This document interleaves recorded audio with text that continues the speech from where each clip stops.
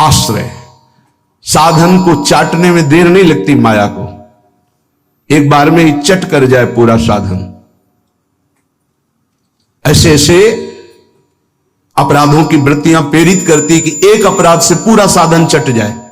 साधु अवज्ञा तुरत भवानी, कर कल्याण अखिल कयानी। परम चतुर नटनागर आश्रयदाता अंदर से युक्ति प्रदान करते हैं, बच, इस युक्ति से बच। उन्हीं की माया है तो वही चाल जानते हैं बचाने की, इसीलिए कहते हैं मामेव ये प्रपद्यन्ते, केवल मेरी शरण में हो जाओ। माया तो इतनी प्रचंड है कि भगवान को भी भगवान मानने के लिए तुम्हारे हृदय में स्थान नहीं रखेगी, स्थान ही नहीं रखेगी, इतनी मलिन वृत्ति कर देगी, तभी तो दुर्गति कराती है।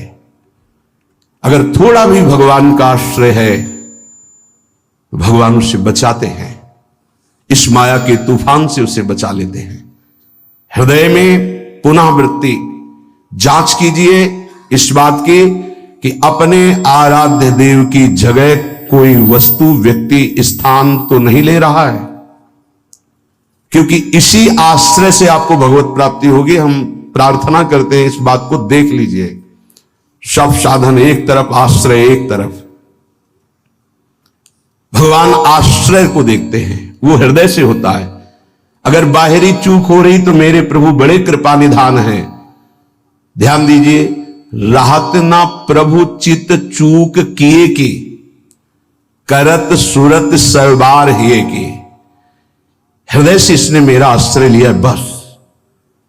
प्रभु का चित्त इस बात से पक्ष में आ जाता है उस उपासक की कि इसने मेरा आश्रय लिया है। राहत न चित्त प्रभु चूक किए की, चूक हो गई, गलती हो गई, प्रभु बिल्कुल क्षमा कर देते हैं उसको, क्योंकि आश्रित है, मेरी दुरंत माया है, जानते हैं, क्षमा कर देते हैं। यदि साधन बल है तो हिसाब आपको देना पड़ेगा। आश्रित हो तो आश्रयदाता संभाल लेंगे। बड़ा सूक्ष्म विषय आश्रय का है, भागवत में इसका वर्णन है। भक्ति का तो ये मूल है, भगवत प्राप्ति का ये सिद्ध स्थान है आश्रय, हृदय में। अवगुण करे समुद्र सम, गणत ना अपनो जान, ना गणत।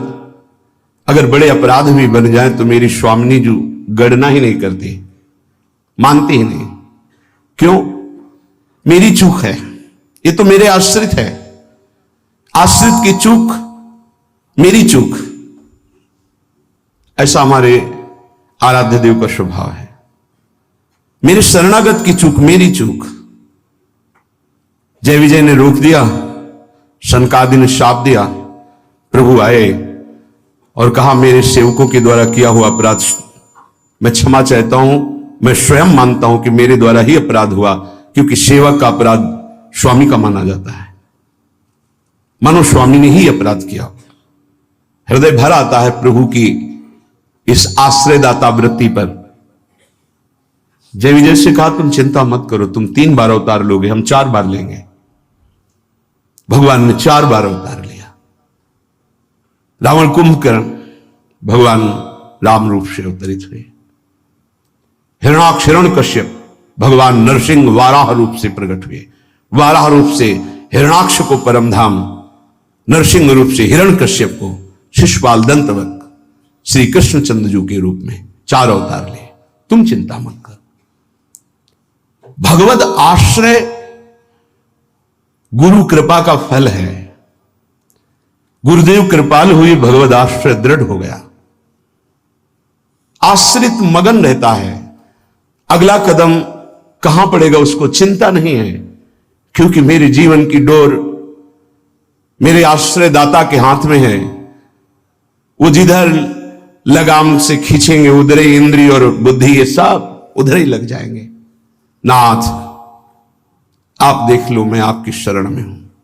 बड़े बड़े महाभागवतों ने इसी आश्रय के बल पर मायावी नाना प्रकार के काम क्रोधात पर विजय प्राप्त की। ये बड़े मायावी, समझ में ही नहीं आता। अगर शत्रु शत्रु के रूप में आए तो समझ में आवे, लेकिन शत्रु परम मित्र के रूप में आ जाए तो समझना बड़ा मुश्किल होता है। शत्रु यदि रिश्ते नाते के रूप में आ जाए बड़ा कठिन होता है। तो मन बुद्धि का संबंध बहुत समय से देहाभिमान में है। देहाभिमान में ही ये सब छुपे हुए विकार बैठे हैं, पता नहीं चलता, ऐसा लगता है हम निर्विकार हो गए, पर विकार छुपे हुए सूक्ष्म रूप से रहते हैं, अवसर आने पर प्रबल हो जाते हैं। इसलिए उपासक आश्रय, देवर्षि नारद को प्रचंड माया का भगवान से प्रेरित होकर आक्रमण करना, मोहित हो जाना, बिल्कुल तन्मय हो जाना, पूरा प्रसंग में ध्यान से सूक्ष्मता से देखिए। वो कह रहे इस समय कोई साधन भजन नहीं होगा, बस मुझे ब्याह करना है। लेकिन उस समय भी आश्रयदाता की स्मृति नहीं गई। ये आश्रय जोर का होता है। विचार किया कि मेरा हितैषी कौन, बोले हरि। ये महाभागवत की स्थिति को बार बार प्रणाम है कि ऐसी प्रचंड माया के बीच में भी आश्रय नहीं भूले और एकांत होकर पुकारा, प्रभु पधारिए, हरिए सामने। कहा नाथ हृदय से प्रार्थना करता हूं, जी ही विधि होए नाथ हित मोरा, करो सुबेगी दास में तोरा। बलिहारी है, ऐसी प्रचंड मलिन माया के आक्रमण में भी अपने स्वामी को नहीं भूले, आश्रय हृदय में बहुत जोर का। तो स्वामी ने कहा जे विधि हुई है परम हित, तुम हित की बात कहते हो। नारद, मैं अपने भक्त को कभी पतन के मार्ग में नहीं जाने देता, चाहे जितना उसका उपहास कराना पड़े, विरोध कराना पड़े, मैं ये सब सह लूंगा कि मेरे भक्त का उपहास हो रहा है, निंदा हो रही है, अपमान हो रहा है, पर मैं उसे पतन के गर्त में नहीं जाने देता। जाओ, जे विधि हुई है परम हित, नारद सुनो तुम्हारा परम हित जिसमें होगा वही मैं करूंगा। और वही किया प्रभु ने, परम हित कर दिया। इसलिए आश्रय, आश्रित को किसी भी तरह से कोई भी परास्त नहीं कर सकता। खास बात यह है, जहां किसी ने आश्रित को यह देखा कि इसमें तो ना तप है ना बल है, तो वो ये नहीं देख पाया कि आगे तो आश्रित दिखाई देता है लेकिन गोद में बैठा है आश्रयदाता की। 5 वर्ष के प्रहलाद जी का चमत्कार कोई साधन भजन नहीं था। 5 वर्ष की तो आयु है, क्या साधन भजन है? गुरुदेव देवर्षि नारद ने आश्रय पुष्ट करा दिया गर्भ से ही। इतना जोर का आश्रय है कि इतनी भयावह परिस्थितियां आने पर भी मन डगमगाया नहीं। मेरे हरि हैं ना, मेरे हरि हैं, मैं उनकी गोद में हूं, वो कण कण में है। क्या दिव्य आश्रय! इसीलिए सारी दिव्यता प्रहलाद जी के जीवन में पाई गई। गुरुदेव नारद जी से पहले उनका स्मरण होता प्रहलाद, फिर नारद। प्रहलाद नारद पराशर पुंडरीक व्यासंबरी सुख सौनक भीष्मदाल ध्यान। सबसे पहले भक्तराज प्रहलाद जी का नाम, क्योंकि 5 वर्ष की अवस्था में निष्काम धर्म की चरम सीमा में आश्रय की भारी स्थिति में प्रहलाद जी को पाया गया। ध्रुव जी भी महाभागवत हैं, पर पहला नाम नहीं लिया गया क्योंकि उन्होंने अटल पदवी की आकांक्षा की। निष्काम धर्म की चरम अवस्था प्रहलाद जी की। नरसिंह भगवान प्रकट हुए और पूरी लीला करने के बाद प्रहलाद जी को गोद में बैठाल के कहते, मेरी आज्ञा है, आप वरदान मांगो। हां प्रभु, आपकी आज्ञा का पालन करने के लिए वरदान मांगता हूं कि मेरे हृदय में कुछ मांग ही न रह जाए। ये क्या वरदान? मेरे हृदय में कुछ मांग ही न, आपको पाने के बाद अब क्या मांगू, क्या पाऊं? आश्रय, दृढ़ आश्रय। ये देहाभिमानी की समझ में नहीं आएगा। भगवद आश्रय, हृदय से आर्त भाव से जितनी दिव्यता वो सब आश्रय में विराजमान रहती है। इसलिए नाम आश्रय, धाम आश्रय, रूप आश्रय, लीला आश्रय, ये सब उसी परम आश्रय के खंभे हैं जिनके ऊपर प्रेम महल बनता है। इसी प्रेम महल में अद्भुत विलास और उसी में आपका प्रवेश, प्रेम विलास में। नाम रूप लीला धाम, ये महल के खंभे हैं, प्रेम महल के। और आश्रय, दृढ़ आश्रय आराध्य देव का। कैसा दृढ़ आश्रय? यह जोरी अविचल वृंदावन, नाहिन आन सुकाज, नाहिन आन सुकाज। मेरे प्रिया प्रीतम, हमारे माई श्यामाजू को राज।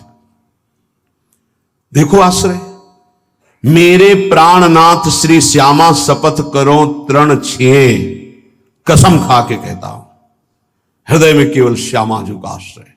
आचार्य चरण कह रहे, मेरी महारानी श्री राधा रानी, जाके बल में सब सो तोरी, नाहि नान सुकाज, शपथ करो तृण छिए, सब सो तोरी, लोक वेद कुल कानी, मेरी महारानी श्री राधा रानी। ये महान पुरुषों ने आश्रय को अपने हृदय की कृपा करके परिचय दिया, तब समझ में। आश्रय सच्ची कहते हैं, आश्रय एकमात्र आश्रय। नहीं ऐसी धूल भरी आंधी कि तुम समझे नहीं पाओगे कि साधन कर रहे हो कि असाधन कर रहे हो। बहुत सावधानी की जरूरत है, क्योंकि चित्त द्रवित हो जाता है। द्रवित चित्त में जो भी संस्कार डालोगे बहुत जोर के होते हैं। जैसे मोम को पिघला दिया जाए, फिर उसमें जो छाप लगाई जाए वो बहुत जोर की लग जाएगी। चढ़ी के मैन तुरंग पर चलिबो पावक माही, प्रेम पंथ अति कठिन है, सबको निबहत नाही। जैसे मोम के घोड़े पर बैठकर आग से निकलना हो तो कैसा खतरनाक खेल है, ऐसे द्रवित हृदय से विषयों को पार करना है। कोई भी आकर्षण, कोई भी व्यक्ति, वस्तु, स्थान अपना अधिकार बना सकता है हृदय में, क्योंकि द्रवित हृदय, एक बार छाप लग गई तो द्रवित हृदय की छाप को मिटाना बहुत कठिन होता है। इसीलिए उपासक को जब वो असावधान होकर विषय में फंस जाता है तो बहुत ही आसक्त चित्त पाया जाता है, क्योंकि वो निर्मल द्रवित हृदय का सीधे हृदय से प्यार करता है, वस्तु से, व्यक्ति से, स्थान से। नहीं तो हिरन कोई प्यार की वस्तु, जिस प्रेम के कारण अपनी रानियों का, पुत्रों का, राज्य का, समाज का त्याग कर दिया, उस प्रेम के आगे हिरन क्या चीज था। पर द्रवित हृदय, छाप लग गई, अगला जन्म हिरन का होगा। द्रवित हृदय उपासक का होने लगता है।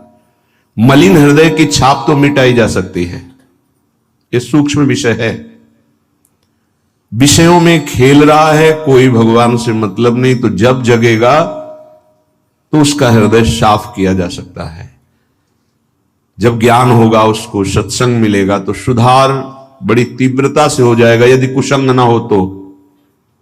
लेकिन यदि उपासक का हृदय आसक्त हो जाए तो बहुत ही उसमें विचित्रता पाई जाती है। जैसे द्रवित हृदय किसी रूप में फंस जाए, शरीर में फंस जाए, वस्तु में फंस जाए, उसकी एक विलक्षणता होगी उपासक की। जैसे वो प्रभु की तरफ चला था, वैसे ही विषयों में अनन्य होकर के चलने लगेगा।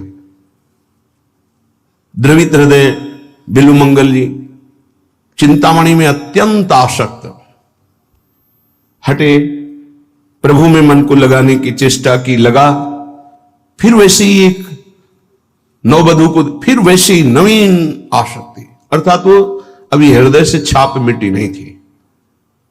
इसीलिए उन महापुरुष ने अपनी दोनों आंखों को ही विदा कर दिया। मेरे नाथ से तू फिर मुझे विमुख किया, अब संसार को देखूंगा ही नहीं। दोनों आंखें खोल ली।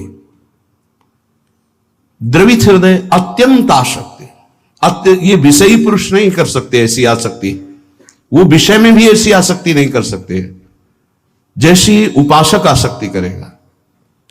इसलिए बहुत सावधान, उपासना के मार्ग में अपने आराध्य देव की जगह किसी को नहीं देनी चाहिए। उनकी जगह कोई है ही नहीं, समान ही नहीं, तो बढ़कर क्या है। पर सही मानिए हम अपने आराध्य देव से बढ़कर किसी को स्थान दे देते हैं, वो चाहे कोई शरीर हो, वस्तु हो, स्थान हो, कुछ भी हो। इसका परिचय यही कि अपने आराध्य देव के स्मरण का महत्व तो नहीं रहा, स्मरण छूट रहा है, स्मरण छूट गया और तुम राजी हो तदस्मरणेन परम व्याकुलतेत, इसका मतलब तुमने अपने आराध्य देव से बढ़कर कुछ मान लिया। बड़ी मलिन बुद्धि है, बड़ा मलिन मन है। इष्ट कृपा गुरुदेव कृपा अवसर आता है मुक्त होने का, इंद्रियों को संयम में कर कर प्रेम समुद्र में डूबने का, पर धिक्कार है ऐसे मन को, ऐसी बुद्धि को जो पुनः मलिन भोगों में फंसा देती है, मलिन संसार के राग में फंसा देती है। विचार करो, कोई भी उपासक जब ग्रह त्याग करता है वास्तविक भगवत लक्ष्य करके, तो कितनी सामर्थ्य उसके हृदय में भगवान देते हैं कि माता के चरणों का राग, पिता के दुलार का राग, परिवार के राग को स्वाहा करके, शरीर के राग को पता नहीं भोजन मिलेगा कि नहीं, व्यवस्था होगी कि नहीं, कोई पीटेगा अपमान करेगा तो सह लेंगे, हर कष्ट सह लेंगे, पर प्रभु को प्राप्त करेंगे। हृदय का लक्ष्य ये होता है हर उपासक के, जो ग्रह त्यागी होता है, जो वैराग्यवान होता है, जो भगवत मार्ग का निश्चय करने वाला होता है, इतना सुंदर दृढ़ संकल्प करने वाला, फिर किस वस्तु व्यक्ति स्थान का महत्व रखता है? किसी का नहीं। तो फिर क्यों आसक्त हो जाता है? बड़ी लंबी लंबी यात्रा करके भगवत मार्ग की, फिर किसी क्षुद्र विषय में विश्राम मानने लगता है, मनोरंजन करने लगता है। जहां दिन प्रतिदिन वैराग्य बढ़कर के उपरति की स्थिति में आना चाहिए, वहां वैराग्य घटकर राग की स्थिति में आ गया। किसी वस्तु व्यक्ति स्थान की प्रियता ने अधिकार कर लिया हृदय में, ये भारी विडंबना, माया का प्रबल आकर्षण। बड़े कृपा पात्र हैं, उनके चरणों की वंदना करता हूं जो उपासक अपने आराध्य देव की जगह किसी को नहीं देते, अपने आराध्य देव के समान किसी को नहीं समझते, अपने आराध्य देव के लिए सर्वस्व त्रिभुवन के पद भोगों का त्याग कर देते हैं। सतरति सतरति सा लोकान तारयति, वो तर जाते हैं, वो लोगों को तार देते हैं। ऐसे महापुरुष बिरले होते हैं। भगवत कृपा से जो मार्ग मिला है वही मार्ग है। मम भक्ति युक्तो भुवनम पुनातु, मेरी भक्ति से युक्त हृदय वाला संपूर्ण लोकों को पावन करने की सामर्थ्य रखता है। चूक अपने लोगों से अब यह नहीं होनी चाहिए कि आराध्य देव की जगह किसी को दे दें। इसे बैठा लीजिए हृदय में। हृदय इतना ताला लगा के रखिए, सुरक्षित कि हृदय में आराध्य देव की जगह कोई ले ना पावे। विश्वास कीजिए, बहुत प्रचंड भगवान की माया है, उन्हीं की है, इसलिए वो इतनी समर्थ है कि उनके स्थान में किसी को भी बैठाल सकती है। बहुत से नीच नीच वृत्ति को, बहुत से नीच नीच वृत्ति को, विश्वास कीजिए इस बात पर। अगर भगवान का आश्रय है तो साधु समागम मिलेगा और आपकी चूक का तत्काल सुधार होगा, तत्काल सुधार होगा। पर यदि अहंकार युक्त साधन रहा है तो लंबे समय तक तुम्हें झेलना पड़ेगा।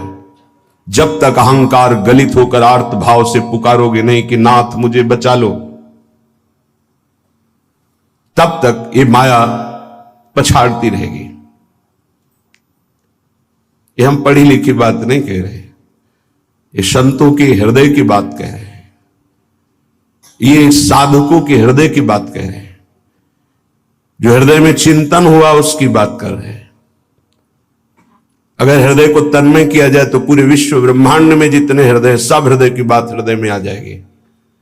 जैसे ध्रुव जी ने अपनी प्राणवायु बंद की तदात्म भाव से, तो संपूर्ण विश्व की चराचर जीवों की वायु अवरुद्ध हो गई, क्योंकि परमात्मा हृदय में विराजमान है, जो उसको जागृत कर लेता है तदात्म भाव से, जो पूरे विश्व को अनुभव करा सकता है। इसलिए मम भक्ति युक्तो भुवनम पुनातु। उपासक आश्रय से भगवत प्राप्ति होती है। इतना दृढ़ आश्रय, अन्य अवलंबन न हो, अन्य आश्रय न हो। जब तक शरीर का आश्रय रहता है तो देहाभिमान स्फुरित होता है, देहाभिमानी सोचता है कि अगर हम भगवान का आश्रय लिए तो हमारा साधन छूट जाएगा, क्योंकि साधन से देहाभिमान की पुष्टता होती है। मैं करता हूं, अहंकार विमूढ़ात्मा करता हमिति मन्यते। और जब हम आश्रय पर चित्तवृत्ति देते हैं, निरंतर उनका चिंतन, निरंतर सेवन, निरंतर गायन, निरंतर आश्रय, तो अभिमान गलित होता है। यह आंतरिक युक्ति है। अभिमान न रहे तो किसी विकार की ताकत नहीं कि हृदय में प्रवेश कर जाए। भ्रम तभी माया पैदा करती है जब अभिमान होता है। गरुण महाज्ञानी गुण राशि, महान ज्ञानी भगवान के वाहन, जिनके पंखों से सामवेद की ध्वनि निरंतर होती रहती है, उनको भ्रम हो जाना बड़े आश्चर्य की बात है। भगवान के नित्य सेवक, नित्य दास जब हरि विराजमान होते हैं, उनके पंखों से सामवेद की स्तुति होती रहती है। परम पवित्र, उनके हृदय में भ्रम हो जाना, ये श्री भगवान है जिनको एक निशाचर नागपाश में बांध देता और मैं मुक्त करता हूं, उस समस्त जगत को मुक्त करने वाले प्रभु है। नहीं, कैसे प्रभु हो सकते हैं? इनकी तो दशा में देख रहा हूं, नागपाश में कैसे पीड़ित हो रहे हैं। भ्रम हो गया। क्यों भ्रम हुआ? परम ज्ञानी भगवान शंकर उमा जी से कहते हैं, कीन होश कबहू अभिमाना, सुख होवन चाह कृपा निधाना। मैंने भगवान की कृपा से जान लिया कि गरुण जैसे महापुरुष को जो भ्रम हो गया, व्याकुलता हो रही है, इनका चिंतन बदल गया, इसका मतलब इन्होंने कहीं अभिमान किया, उसी को खोना चाहते हैं प्रभु, इसीलिए इनको भ्रम हो गया। नहीं तो ये तो महान परम बंदनी भगवान के पार्षद है, इनको भ्रम कैसे हो सकता है? सोचो, इतनी ऊंचाई तक माया अपना दांव चाल चल सकती, तो हम आप क्या चीज हैं? दैन्य, दैन्य होकर के, भगवद आश्रित होकर के फिर जो नाम जप करना, वाणी गायन करना, परिक्रमा लगाना और जो साधन है, ये कृपा से देखा जाता है। इसमें अहम नहीं होता, मैंने किया, मैं ऐसा नियम लिए हूं, मैं ऐसा संकल्प किए हूं, मैं करता हूं। नहीं, मेरे स्वामी, मेरे आराध्य देव मुझसे नाम जपवा रहे, परिक्रमा लगवा रहे, धाम वास करवा रहे, किंचन मात्र अहम नहीं। जब अपने में गुणों का चिंतन हो और दूसरों में कमी का चिंतन हो, तो जान लेना चाहिए पतन का अवसर आ गया है। अब आपको ठोकर लगेगी, गिरना पड़ेगा आपको। सावधान हो जाओ, पुकारो प्रभु से, प्रभु बचा लो, अहंकार आ गया। बहुत घातक, बहुत घातक।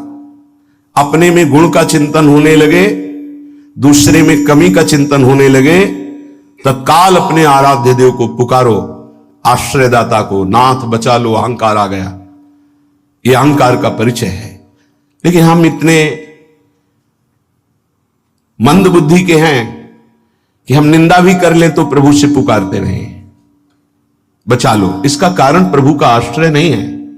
जो हम आश्रय आश्रय चिल्लाते हैं उसको समझिए, प्रभु का आश्रय नहीं है, गुणों का आश्रय है। और जितने भी गुण हैं वो मायाकृत है। गुण मानी संसार और सकल गुण प्रीत बिनु, बहुत धरत सिरभार, श्री हरिवंश कृपा बिना। बिना आचार्य कृपा के, गुरु कृपा के, गुणाभिमान हृदय में होता, उसी का संसार सम्मान करता है। तो बोले प्रीति के बिना सब व्यर्थ है। आश्रय से प्रीति होती, प्रीति से दृढ़ आश्रय होता है। उपासक हृदय में देखता रहे कि जिनके हम आश्रित हैं उससे बढ़कर कोई ना हो, तो पड़े रहोगे तो भगवत प्राप्ति हो जाएगी। हमारे शब्द को बहुत बिना किसी तर्क के, क्यों में के, इसे स्वीकार कर लो। यदि आश्रय दृढ़ है हरि का, एक ही उपाय से माया से मुक्त होने की बात भगवान ने कही, मामेव ये प्रपद्यन्ते माया मेताम तरंतिते, इसमें कोई दूसरा शब्द नहीं बोला। ऊपर के श्लोक की पंक्ति में बताया अपनी माया की महिमा कितनी दुरत्य है, दुरंत है, प्रचंड है। दैवी हेषा गुणमयी मम माया दुरत्तया। और उसके नीचे की पंक्ति में बताया उपाय उससे मुक्त होने का। मामेव ये प्रपद्यन्ते, बस माया में ताम तरंतिते, मेरे आश्रित। अभी यह आश्रय कैसे दृढ़ होता है तो उपाय बताया जाता है। आप ऐसे रहो, आप ऐसे चलो, आप नाम जप करो, आप वाणी जी गायन करो, आप ऐसे सेवा करो, इससे आपका आश्रय दृढ़ होगा। भगवत प्राप्ति आश्रय से होती है, विश्वास कीजिए। आश्रय से यह गुण साधनते नहीं हुई, सर्वेषु साधन वरेषु चिरम निराशा। खास बात, आशा आश्रय दाता से है। आशा से दास्यम वृषभानुजायास। हमारी आशा स्वामिनी जी से है, हमारा बल साधन नहीं। मेरे बल से वृंदावन रानी, आश्रय दाता हमारा बल है। फिर हम साधन भजन क्यों करें? क्यों करना और करना, ना करना और करना, यह तुम्हारा विषय ही नहीं। तुम तो आश्रित हो। अब जोई कहां है, करें हम सोई, आयुष लिए चले निज दासी, ये आश्रित है। उपासक समझे, आश्रय के समान कोई भी साधन नहीं है, इससे श्रेष्ठ कोई भी साधन नहीं। आश्रय, भगवान एकमात्र आश्रय को देखते। आश्रय, अगर अंदर से भगवत आश्रय है तो माया विशेष विशेष प्रकार की चालें चले तो परम खिलाड़ी नटनागर प्रभु उसके हृदय में बैठकर बचाव पक्ष की युक्तियां देकर बचा लेते हैं।